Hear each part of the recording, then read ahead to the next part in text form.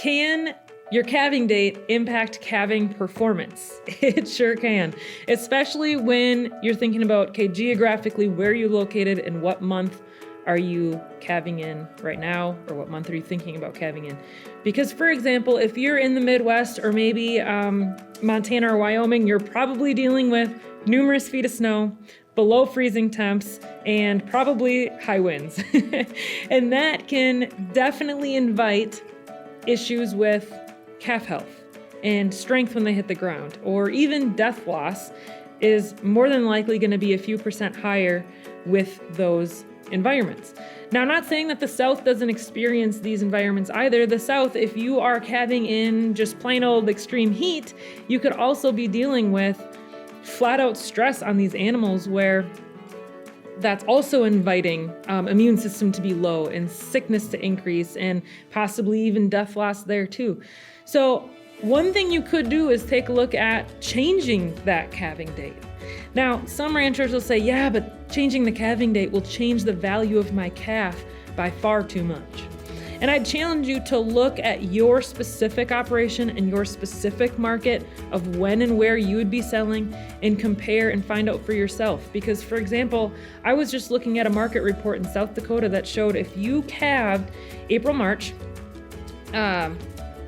April, and you're selling in December versus if you calved June, July and sold in February, the dollars per pound on those calves sold were the same, or very identical anyways. So price per pound, if you're not going to lose out there, but you can reduce the sickness, the meds you have to buy, and the labor you have to put into treating those animals, how much money ahead would you be? And also, if you're not having to treat those animals because they're not getting sick, how much better is that calf going to perform and grow over his lifetime, since he started out much healthier and stronger? What would it mean if you were to bring down your death loss from 5% to 1% because you were able to move your calving date into a much more mild time frame? Those things could end up showing a higher profit per animal than keeping the calving date in an extreme time of year for weather events. Now, I would highly suggest that if this is something you're considering, you have to look at the bigger picture other than just these things I just mentioned.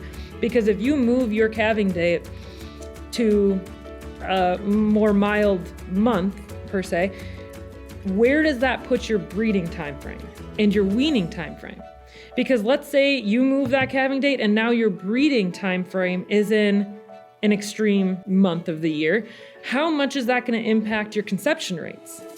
Because you still have to get the cow bred in order to get a calf on the ground. So you need to weigh out the pros and cons. Which one is going to be better for you and your operation, to figure out where it's going to make the most sense to try and build that profit margin for your bottom line.